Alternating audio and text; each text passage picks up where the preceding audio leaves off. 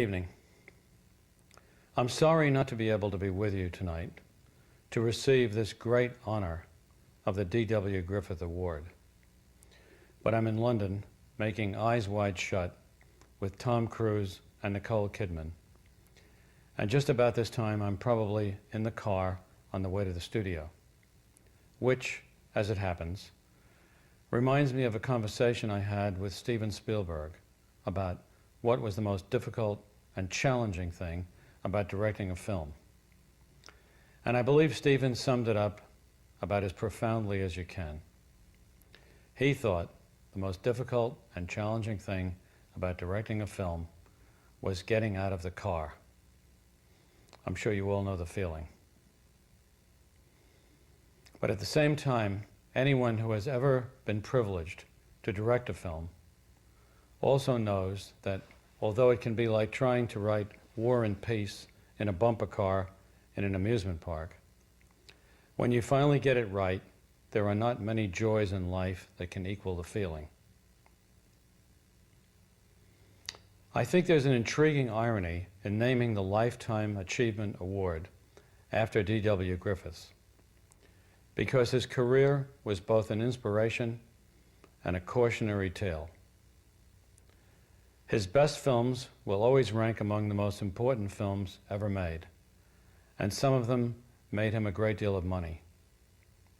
He was instrumental in transforming movies from a Nickelodeon novelty to an art form, and he originated and formalized much of the syntax of movie making, now taken for granted. He became an international celebrity, and his patronage included many of the world's leading artists and statesmen of the time. But Griffith was always ready to take tremendous risks in his films and in his business affairs. He was always ready to fly too high. And in the end, the wings of fortune proved for him, like those of Icarus, to be made of nothing more substantial than wax and feathers. And like Icarus, when he flew too close to the sun, they melted. And the man whose fame exceeded the most illustrious filmmakers of today spent the last 17 years of his life shunned by the film industry he had created. I've compared Griffith's career to the Icarus myth, but at the same time, I've never been certain whether the moral of the Icarus story should only be, as is generally accepted, don't try to fly too high, or whether it might also be thought of as forget the wax and feathers and do a better job on the wings. One thing, however, is certain. D.W. Griffith left us with an inspiring and intriguing legacy, and the award in his name is one of the greatest honors a film director can receive, something for which I humbly thank all of you very much.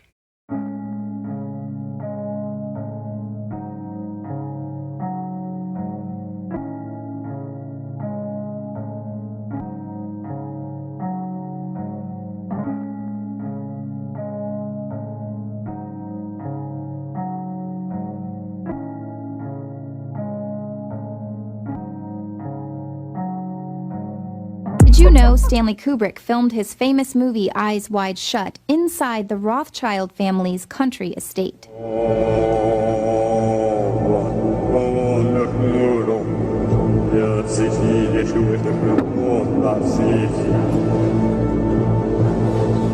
Theories swirled that Kubrick made his movie about the real-life ultra-elite and their secret occultic gatherings.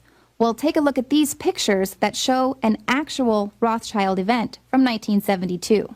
On the surface, it looks like a pretty magnificent surrealist ball, but there are clear occult references. Much like the film Eyes Wide Shut, occult imagery is hidden throughout the night, starting with the invitations, which were written backwards. Reversal or inversion of sacred objects is typical of black magic and satanic rituals. The exterior of the Chateau de Ferrier is lit up in a moving orange light, giving it the appearance of a fiery inferno. Here's some MK Ultra programming. Many guests are wearing masks with multiple faces. Victims of MK Ultra programming report systematic and ritualized pedophilia, drug and sexual abuse, and torture designed to deliberately shatter the minds of victims into multiple personalities called alters, which can be molded and manipulated at will. This hat, designed by Dali, also has hidden symbolism of androgyny by having half of Mona Lisa's face. Harnessing the male and female power is important to practitioners of the left-hand path. And although Dali traditionally paints ants and grasshoppers in his paintings to evoke death, decay, and trauma, this work of art has scarab beetles, which symbolize the Egyptian mysticism of Osiris, the Sun King. Bird cages weren't just a popular costume, but they also symbolize physical and psychological bondage. This guest's costume resembles the famous painting Son of Man by Magritte. Both the apple and the eye of Horus symbolize the forbidden knowledge of Lucifer in the Garden of Eden. The hostess, Marie-Helene de Rothschild, is seen wearing a giant horned head, crying real diamond tears. Is this a representation of the sacrifice to Baphomet, who will share wealth and riches only after sacrifice? It's not exactly clear when in 1972 this party took place, but from the look of the decorations and the menu, it's definitely a fertility ritual. The dinner table serves dismembered dolls and cracked skulls, a possible reference to MKUltra doll programming and the lifelessness of their victims who literally crack after their mind control wiring goes haywire. For dessert, a human sacrifice in a bed of roses. The rose, of course, is a symbol used by many secret societies, and it represents virginity, fertility, sexuality, and immortality, as well as silence and secrecy.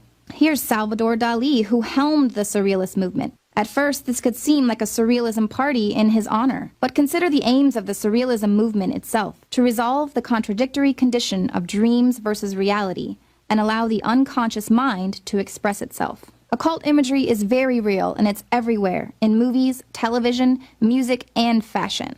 The power derived from these occult symbols and imagery is very real to the elitists that congregate in their separate reality. So shall we burn thee once again this night? And in the flames that eat thine effigy, we shall read the sign, Midsummer sets us free. You shall burn me once again?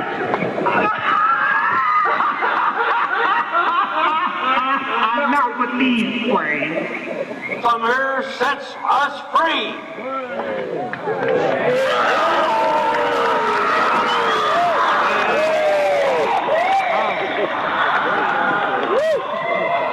And that is just the tip of the iceberg. The elites are riddled with perverse secret societies that are obsessed with harnessing the power of dark forces. For over 100 years, Skull and Bones members have included a president, vice presidents, Supreme Court justices, congressmen and senators, captains of science and industry, the very best of America. Their God is Lord, their advisor, their better. There's the public perception of the occult, and then what is actually happening. It's fantasy and folklore versus the real, intangible, dark power that the elite are able to harness by being practitioners of the occult. And it's this very art and imagery that we see over and over again, that it's just the expression of their dark souls.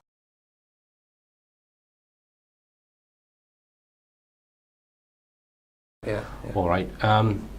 Because people might say, well, why are you bothering to look at this? What's the point? Why are you looking into his background?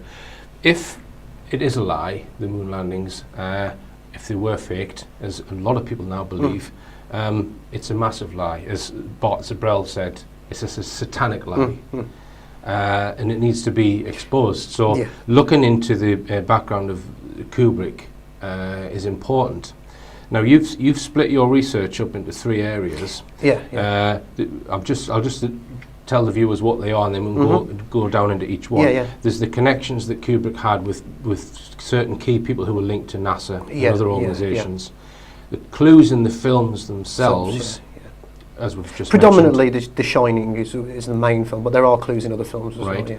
And also other films that have been produced which put forward the case that Kubrick was involved, but do it in a really bad way to make people think that no, he wasn't really involved. So kind of a limited hangout.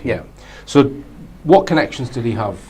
First of all, I wanted to sort of quote from this article that it's called Dr. Strangelove, a strange and terrible glimpse into the deep state. And I don't know the name of the author, but it really sums up Kubrick, sort of where he is.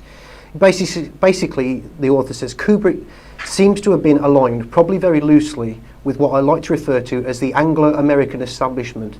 When typical conspiracy theorists rail against the Council on Foreign Relations, the Trilateral Commission, the international bankers, the Morgans, the Rockefellers, the Rothschilds and so forth, this is essentially who they're referring to. But this is not the only power elite within the international community or even the United States itself. One of the most compelling aspects of Dr. Strangelove is its nuanced view of the American power structure and the confirmation it gives of a divide within the structure of the organisations. So certainly if you look at Dr. Strangelove, which is a real condemnation of the military-industrial complex, you can sort of see that he's allied sort of to a group that opposes that sort of. Right. Basically, it's just showing the ineptitude of the people in power, and it instigates that they instigate a nuclear war basically, and the end of the world, and the total incompetence of everybody involved, the Russians, the Americans, and no one has a clue what anybody's doing, and who holds the keys basically to setting up the bombs and that, you know. Right. Yeah. Did Kubrick then actually make certain connections with high up people in the making of that film then? He did, yes, yeah. I mean, one of his consultants was this chap called Alistair Francis Buchanan, who's the director of International Institute for Strategic Studies, which is effectively connected to the Round Table Group, Kissinger, the Rothschilds, that sort of thing. And he actually pointed Kubrick to the film's the source of the inspiration for the film, which was Peter George's novel Red Alert. Peter George was also known as Peter Bryant, and he was a British intelligence officer as well. So, right. Also a couple of other things. Sterling Hayden, who played Brigadier General Jack Ripper in the film, had an extensive career in the OSS, which is the precursor to the CIA as well. So, yeah, there's a few connections there, even at that point. So, right. And then we come on to 2001, A Space Odyssey. So I understand that Kubrick consulted people at NASA for this particular. So what would the reason for that be then? It's basically been put across that he wanted it to be as accurate as possible. He wanted it to sort of reflect what was going on with NASA at that time. He wanted it to be sort of an extension of the technology that NASA was allegedly creating at that point. So, so he brought on a lot of people involved with NASA. Clark himself was heavily involved with NASA. He had high connections in NASA, but he had these two principal scientific advisors on the film, Frederick Ira Ordway III and Harry Langer. Ordway was a former member of the American Rocket Society, space scientist, and author of technical books about spaceflight. He worked with ballistic rockets until 1960, followed by 3 years at Marshall Space Flight Center. So he was, you know, and Langer was an illustrator and designer for the aerospace industry, head of NASA's Future Projects section.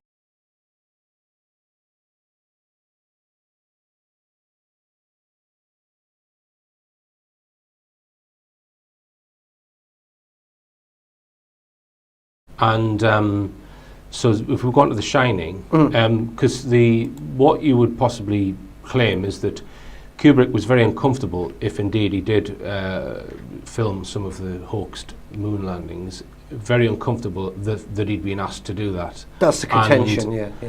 He can't possibly speak about it because he'd get murdered. Well, I mean, some people say that eventually did happen to him, but yeah. So he's trying to tell everyone about this, using a different layer in particular in The Shining. Yeah. So just tell us what the clues are then. It's subtext, really. I mean, there's been a number of researchers have pointed out loads and loads of examples, so I'm not sort of pointing out anything original here. This is what a lot of other researchers have put. There's this scene where Jack Nicholson's character, Jack Torrance, is interviewed by the manager, and people say that's a metaphorical sort of his induction into to whatever NASA was getting Kubrick involved with.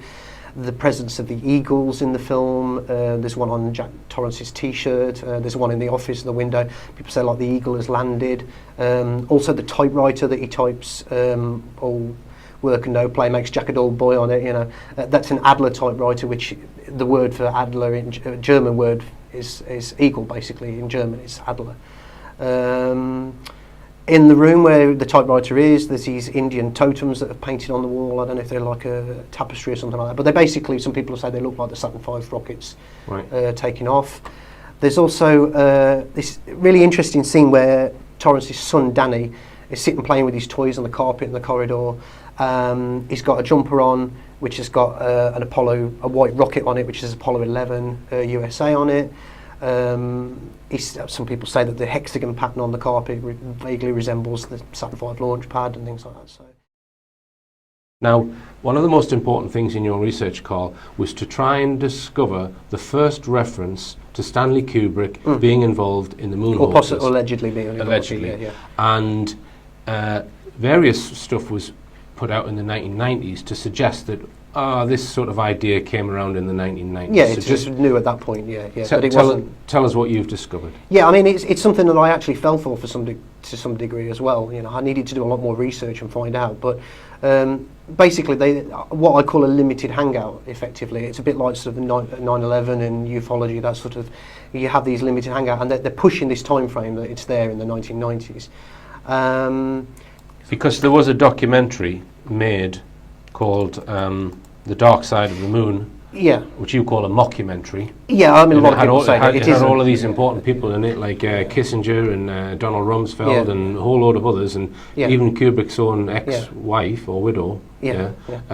So just give us a quick summary of that, because a lot of people they'll watch that on YouTube and they'll see the flaws in it and they'll go, well, yeah, he didn't really do it, did he? Or there's confusion over it. Yeah, so it can mislead people in any number of ways. I mean, you can look at it and say, well, this is just so ridiculous. It is obvious that it's faked. I mean, you only have to look at the people involved in it. I mean, certainly at least 7 of the people that are alleged, and they're actually the only ones that mention Kubrick in it. They're all actors playing characters, and it's not hard to see that. I mean, the giveaways are in the names. I mean, one of the alleged whistleblowers in it is called Dave Bowman, which is the name of the character from 2001, the commander of the ship, and Dmitry Muffley, and Muffley, the respective leaders of the US and Russia in Dr. Strangelove. You know, Jack Torrance is the name of Jack Nicholson's character in The Shining. So these are the people that they're saying that these are these people. You know, but this isn't a low-budget documentary, is it? No. I mean, it was produced for This is like a mainstream documentary that's got obviously a lot of research in it and a lot of preparation. Yeah. It was Franco-German TV network, RT, not Russian RT, ARTE, 2002, called Operation Loon. So it went out on a fairly mainstream channel in France. And it's, in that film, although they weren't directly referring to Kubrick, they've been taken out of context. You've got Rumsfeld and Kissinger. Yeah. They've not actually complained of the been in that. No, they haven't. No. I mean, the source for it is not widely known, but I have been able to track it down. What you did was you've compared another documentary with several of the people in that documentary and proved that they've stolen footage from another documentary. I've compared the two. I haven't been able to sync up the exact sections that they're talking, but you only have to look at it. They're wearing the same clothes, the same room that they're sitting in, same hairstyle, same background, everything, same lighting, and they're talking about political leaders. So what they've done, they've picked up what was left on the cutting room floor from one documentary. But it was directed by William Carroll, the same chap who directed. Right. Okay. So he's used his own material previously. You know. Yeah. But again, like you say, they never objected to it. They didn't seem to care about the fact that this footage had been reused. And let's be clear, that documentary is trying to assert that Kubrick was involved. Yeah. But doing it in a completely debunkable way. Yeah.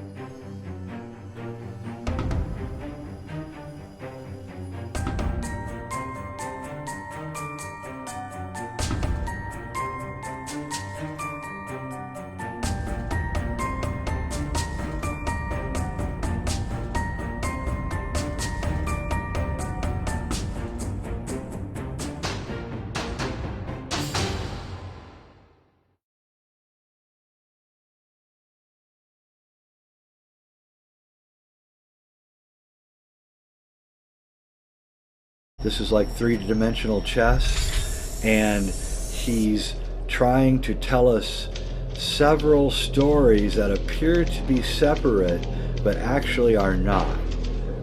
And he's doing this both through the overt script that he wrote. He's telling it through tricks of the trade, the subliminal imagery, and these constant retakes giving him odd angles and things. And he's also telling you through the changes that he made to the Stephen King novel. So if you watch those three things, you begin to understand this deeper story. And this deeper story has its birth, I guess, in the idea that Stanley Kubrick was involved with faking the Apollo moon landings. In fact, I contend that 2001: A Space Odyssey, in part, was a research and development project for the Apollo footage that was shot. I'm not saying we didn't go to the moon. I'm just saying that what we saw was faked, and that it was faked by Stanley Kubrick. And I've had Hollywood special effects people from the 60s and 70s who were front screen projection experts tell me that I absolutely have nailed the Apollo footage as being the result of front screen projection. Just go to any Apollo site and look, and you'll see that they have to hide the bottom of the screen, and you can always see the set screen separation line in every Apollo footage, every Apollo image, and the video footage that has a background. And Richard Hoagland, the researcher, has looked into the Apollo imagery, and he has found all sorts of problems with it, because in the sky around the astronauts he's found reflecting lights and refracting things and kind of a junk and geometry and things that are in the sky, and he concluded wrongly that there are gigantic alien cities made out of glass. What he's really saying is the reflections of light off the tiny beads on the Scotchlight screen, which is being used in the front screen projection process.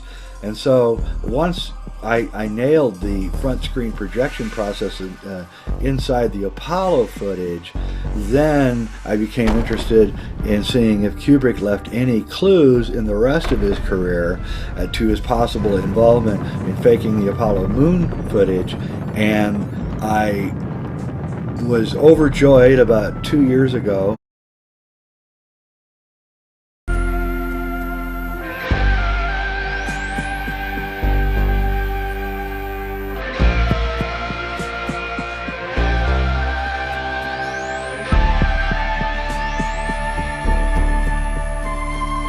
No, that's actually not true. If you call the Mount Hood Resort and you ask for room 217, you will find there is no such room. So that's just not true. That statement's not true. And so Stanley was lying. You know, it's not the reason that he changed the room number from 217 to 237. The reason that he changed it from 217 to 237 was because the room 237 in the film represents the moon landing stage where he worked. And the moon, the standard science textbooks said, and they still say, but now with lasers we've gotten a little better reading, but is that the mean distance of the moon from the Earth is exactly 237,000 miles. So he changed that so that you would understand that this was the moon room. So Danny stands up, he's got the Apollo 11 sweater on, he begins walking down the hallway towards room 237, and there's a key in the lock, and on the key is the words room and then the word NO, which is an old acronym for number, so room number 237, except that the only capital letters on the key are ROOM and then the N from the acronym NO. And if there's only two words that you can come up with that have those letters in them, and that's moon and room. And so on the key, the tag, it says moon room. and that is the moon room. This is where everything happens, and none of it's real, and it all has to be lied about, and we can't let anyone know what's really going on in room 237.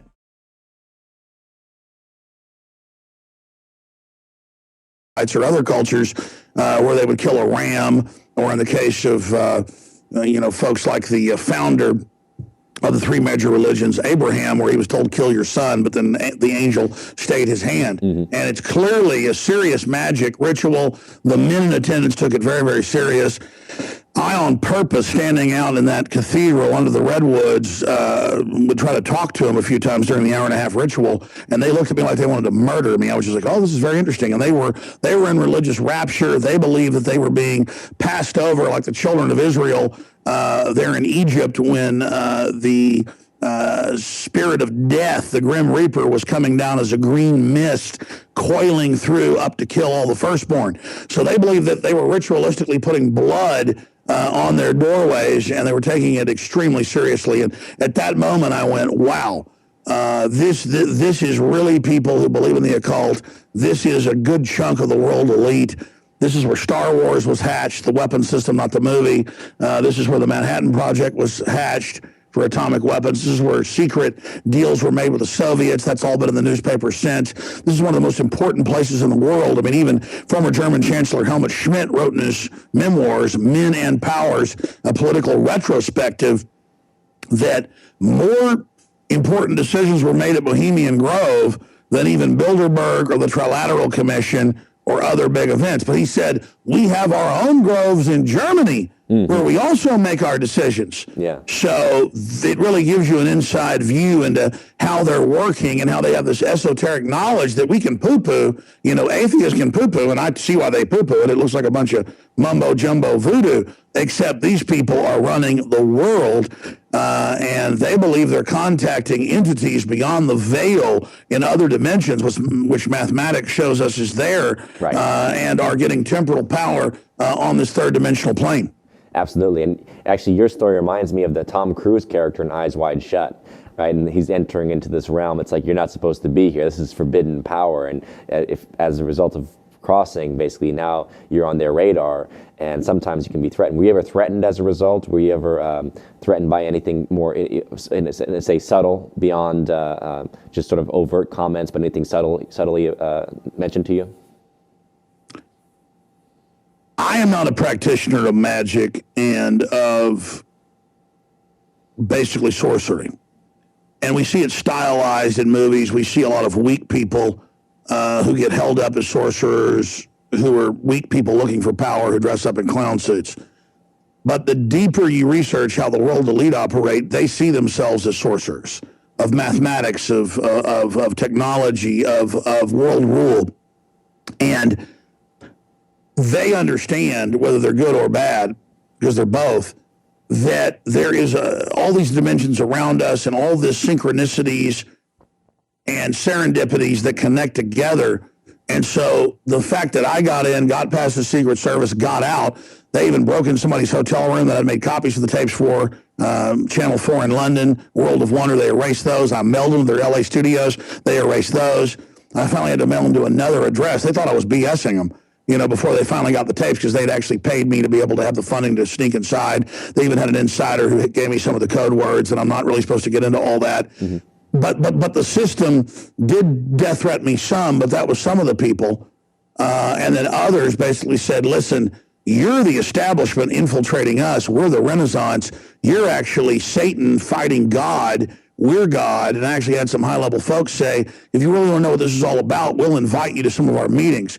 And then they contacted me and said, well, look at your family. You've got some 33rd degree Masons in your lineage. Your family, I'm not bragging, but it's true, like basically was heavily involved on both sides founding Texas. And my family was on the Mayflower and a bunch of other stuff. And they actually esoterically went through the stuff and looked me up and said, oh, well, you were just supposed to be the one that infiltrated and exposed this. Mm-hmm. So they're really into bloodlines. They're into a whole bunch of other stuff. And they've basically translated to me that, okay, well, if you don't join us, you're just a dumbass because you're supposed to be one of us anyways. Mm-hmm. And so then in their weird esoteric view, I was supposed to sneak in and bring it all out. And then maybe they let the TV station come to me a year before, tell me, will you do this? Because I'd stuck into military bases and covered some other stuff. They were scared to do it. And so maybe I was actually allowed in. Some people have said that, but I was questioned by the Secret Service, the local sheriff's department, and others. And they were seriously looking for folks. And I believe I successfully, got past them. But who knows, how all this stuff really works.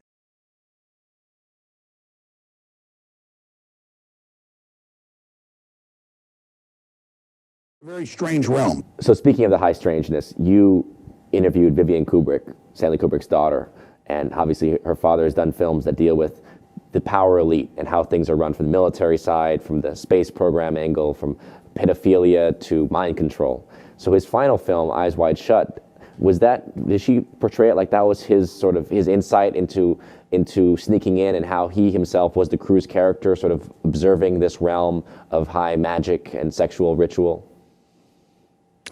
Absolutely. He exposed, psychic powers with The Shining. He exposed ritualistic pedophilia, ritualistic sacrifice, ritualistic sex.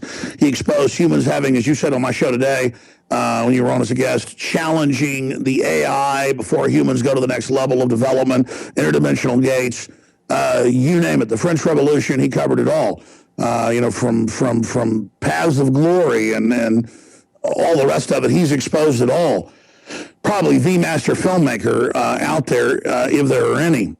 Maybe your dad, is a close second. But looking at this, it's part of my job that when somebody really prominent comes to me that's talked to nobody else and then says, I'm going to tell you all this, but you can't tell anybody what I told you, then it's very frustrating about Fukushima, and she wants to have dinner tonight. And so I'm in the car, and I see her out there with the crowd, and I Google it, and it's Vivian Kubrick, and I'm like, wow, it isn't just his daughter, it's his protege, kind of co-directed Full Metal Jacket in some of his films. She didn't want the attention or be in a shadow, but she kind of co-directed, did the music. I mean, it's come out that she was the only one in the family that he wanted to associate with at the end. And she was the chosen one by Kubrick. But then I went and had dinner with her for 2 days, hung out with her for 2 days. Then she came on the show in Austin. And then she wanted to come down in Austin and really spill her guts. And then a bunch of weird stuff happened. All hell broke loose. I'm not at liberty to get into it, against me domestically here in Austin, but also in Dallas. And then she ended up going to Florida and has been off the radar screen. But I mean, my life changed big time when I met Vivian Kubrick, and that's all I can say. Mm-hmm. And she filled in a lot of the dots, a lot of the puzzle pieces. It was amazing. She's only done like one other interview in 15 years. Right. And she told me basically the whole 9 yards. And I don't want to get killed over this. She didn't get into specifics or names or any of it. But she just basically, what I can tell you is her father was tortured by what he knew. Most of it was because he was highly psychic, and nobody's ever said this. I mean, I was told this, but it's clear. Because I knew separately, reading books about him, my mom and dad being a big fan, taking me to his films when they would show when I was a kid, when they were re-airing them. Everything from Spartacus to Paths of Glory to 2001 Space Odyssey to Full Metal Jacket to you name it.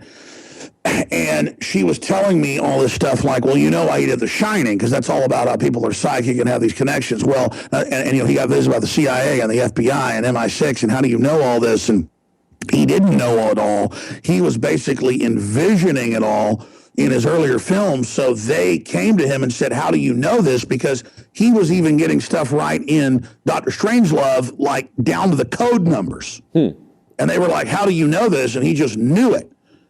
So that's really the secret of Stanley Kubrick, is he was like putting out a psychic vision of, I can't believe I'm actually not doing this on my own show. I've never actually talked about this, but I can't get into all of it. Right. But man, the stuff she told me,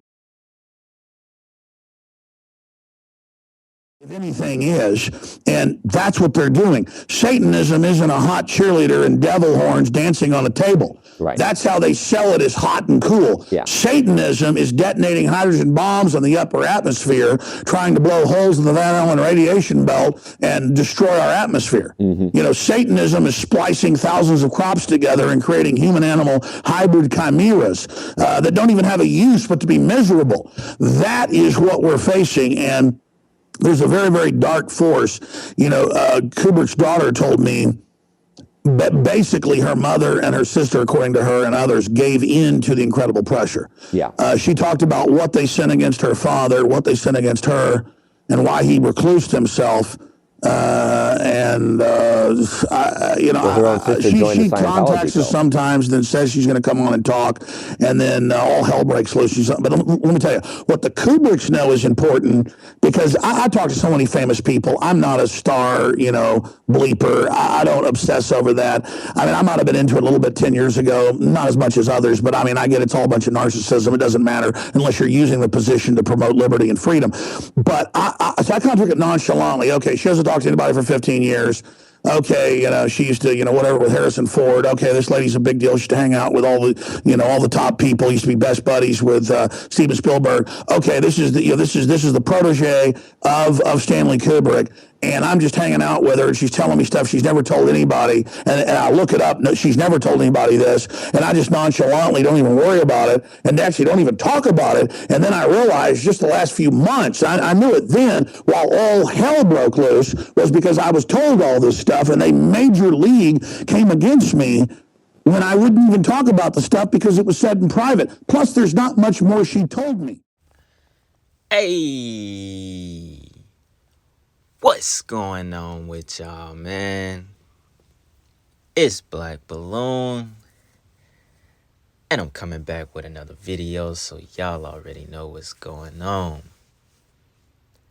All right, that was a long 36 minutes before I could actually come in and talk to y'all. I guess y'all could thank a few people for kind of convincing me to go back to the old ways of how I used to do the videos. Now, the reason I really don't do them this way anymore is because of YouTube and the guidelines, the community guidelines on being monetized and so on and so on. It doesn't necessarily allow me to play certain clips at a certain amount of time, without them giving me strikes and giving me copyrights and all of that good stuff. But I figured for this video, I was going to go all out, really dig and find everything that I could that related to Stanley Kubrick, the faked Apollo 11 moon landings, and one of his most profound films in Eyes Wide Shut. The film that everyone today still talks about, and, we still give out theories of what it all could have possibly meant. Now, we don't get any of these from Stanley Kubrick himself, considering he died before this film was actually released, which is a tell-all in itself. He died in March of 1999. The film was released later in September of the exact same year, 1999, September 3rd, as we went over earlier in the video. Now, before I just kind of get into it and, give my thoughts on the entire video, I hope y'all really enjoyed that video. It was fun, and it was, it was really interesting to go back down a lot of this stuff about Stanley Kubrick and Eyes Wide Shut. A good bit of this stuff I kind of, already knew and researched, way back. When this was something I did way before YouTube, just finding out truth about things. But a lot of this stuff I didn't know, because a lot of the interviews I showed you I had never heard before, and making the connections to basically how far up the ladder Stanley Kubrick was connected to high levels of government, the CIA, NASA, so on and so on. He was, basically a well-known man, a highly connected man. He had a lot of connections in a lot of places in government, and really high, levels of government. So, it was, as I put in the text, going over that stuff, it completely dismisses the fact that, he was not basically capable of the things that he was showing us in films. And the fact that he basically helped the government stage the moon landing, which, you know, as was said in one of the clips earlier, that is a huge lie. That is a satanic lie. You know, that's deception at its finest in fooling the public that we actually landed on the moon in sort of a a race to space, as they say, at least back then, you know. So that's definitely a huge satanic lie, because all it does is it keeps one bigger picture lie, you know, in motion, as in that this earth, this world is a spinning ball flying through space, and we can actually go up there and witness it and see it for ourselves. So yes, that is a satanic lie, because that is completely fucking false. No one can go outside of this world and see what the creation looks like, nor can they witness anything outside of this creation. It was never intended that way. God didn't make this creation for any of us to actually see outside of it but himself. So please, if you ever believe that we landed on the moon and we were actually way up there and we could see the world and see everything else from the moon, please, if you believe that, I need you to just bring it down. And I don't know, but I need you to toss all of those thoughts out of your head, because it's completely false. It is not true. We have never been to the moon. And the moon is actually inside of Earth's atmosphere. It's really not that far, but we've definitely never been there. All right. So with that being said, we'll kind of move on to Eyes Wide Shut, the film in itself. Now, I wanted to give you all of those Alex Jones clips and that clip way in the beginning of the video, so you could actually get like a good visual of what the movie was actually about, what it was actually detailing, what it was actually exposing as far as child pedophilia, as far as human sacrifice, as far as just deep occultic rituals.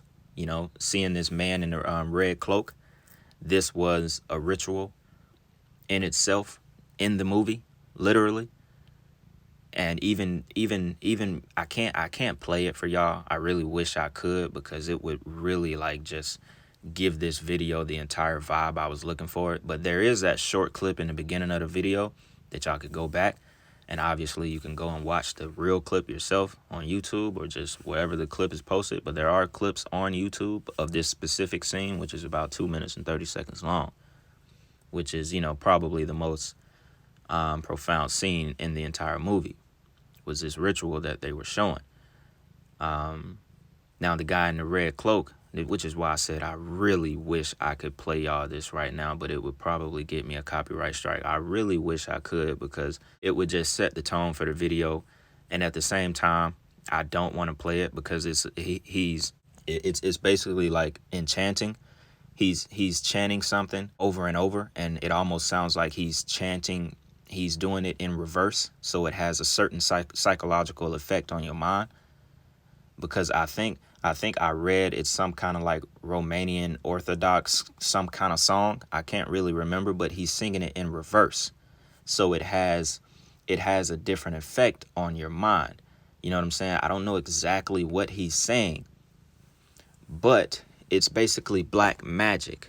Black magic details, you know, it details hypnotism and chanting, but it doesn't have to always be in words. That's the thing. But when it's in words, it has those different effects on your mind, because it's being said it can be said either forward or backward, which kind of hypnotizes you. Which is why when I did this video and I did all this research on it, it took me about a week to really compile all this stuff and just get it to where I could present it to y'all in a way that you would understand it and receive it, you know. So this particular part, it got stuck in my head for 2 days. For 2 days, I just kept saying, whoa, whoa, you know what I'm saying? Like it was literally stuck in my head. And that goes back to basically what music does to you. In a sense, it's all the same, because we know a lot of songs, they're based off of black magic as well. Like certain hooks and shit that you hear that literally sticks in your head. It's a form of black magic. It's a form of hypnotism. They're enchanting you. They're getting in your psyche. You see what I'm saying? It has an effect on your mental, which is why you start to repeat it, because it's planted, the frequency has planted itself into your mind, into your brain. And so now you start to receive the feeling, the vibration from what they're actually putting onto you. And so that's kind of why, this part doesn't really need to be in the video, although it would be cool as fuck, but it doesn't really need to be, because you literally would be listening to a ritual. And it's gonna get stuck in your head. Like, it's literally gonna get stuck in your head. I'm pretty sure some of y'all are gonna go back and watch this specific scene, and I guarantee you that part is gonna get stuck in your head. Like, if I was you, I wouldn't even really watch it that long. I would just skim through it, just in case you want to be kind of reminded of this scene. So, it was just, I don't know. It's kind of hard to explain the way it makes you feel. But, when y'all go back and kind of look it up for yourself, you'll get what I'm saying. Now, the movie, a lot of people have their theories about what the movie detailed. Now, if you even go and watch the movie, you'll see a bunch of things that we actually talk about on this channel, especially about the part where the girl basically gave herself up in order to save Tom Cruise's character. The girl basically sacrificed herself. Now, another thing that this proves that all the times that we get that an artist or a celebrity OD'd, this goes to show us that they will put out a celebrity or a certain artist OD'd when really they were actually sacrificed. Because that's what this news article detailed in Eyes Wide Shut. The news article said that the girl overdosed. But clearly, in the movie, she was actually a ritual sacrifice. She gave herself up to save his character. So if that's not, convincing evidence enough of the fact that they sacrificed these people who they say OD'd, think about all the recent ODs we've gotten, Michael K. Williams, Shock G, so on and so on. I don't feel like thinking of all the people that's been, ODs lately and stuff in the news, but just think about all the ones that we get. And we get on here and make videos because it's fishy, it doesn't sound right. We're like, oh, nah, this wasn't an OD. We know this was a sacrifice. So think about it. We're not wrong. I'm not wrong. You're not wrong for believing that. It's literally right here in the movie. This ain't even a movie. This is a documentary. This is an expose. This is literally telling you what's going on. And then the fact that, there's this theory out there that 20 to 30 minutes of the footage was actually scrubbed off and we didn't even really get the entire scene. And that could be very true because there was a lot of editing done after the movie was turned in, after the screening of the movie, which supposedly he died shortly after. So there's footage that we will never actually see if that's actually true. So we're not wrong. We're not wrong. The movie literally gives it to us right on a platter. And it's heavy symbolism as far as child pedophilia as well. And also MK Ultra sex kittens, because basically all the women were basically under mind control. That's literally the picture he painted in this scene throughout the movie. Even at the end of the movie, I think it was the owner of the store or something. I forget what he was. I think he was like the owner of the store that he was getting a tux from or something like that. I can't exactly remember that part, but he offered his daughter to Tom Cruise. So I mean, there you have it. It's right there in your face. I don't even have to really go down into detail about it. For the most part, I really want y'all to go and watch it. And, you know, I know a lot of y'all done seen the movie, but, you know, now that we're kind of just making it a little bit more relevant again, you know, go back and watch it and just take it in. And you're going to see, after we've been going over so much of this stuff lately on the channel, you know, a lot more things are going to make sense. Like, you're not going to feel crazy anymore for thinking all of these things, because this movie actually detailed it way back in 1999, 22 years ago. It definitely confirms that we are not crazy, and this stuff actually goes on, you know? All of this stuff, all that Epstein Island child sex trafficking, all that stuff is real, and it was basically depicted in this movie. So, you know, with that being said, y'all, you know, I'm gonna wrap this video up. I didn't want to just go too much of repeating the same stuff about this scene and about the movie. That's why I added those clips. So you don't, you know, you're not hearing everything from me, as in me trying to convince you that this stuff is real. You're hearing it from other sources. So I feel like that did the video, you know, I feel like it did it justice, especially the eyes wide shut part, and just, you know, all the symbolism that surrounded the movie in itself, and the way Stanley Kubrick, you know, chose to direct his films. And unfortunately, he was ritually sacrificed himself at the age of 70 years old. They say at first that there was no cause of death, and then they reported that there was a heart attack, supposedly. We would never be able to prove that. And yeah, man, and that's that. He was sacrificed by the death cult. That's pretty much what they are. They're the order of death.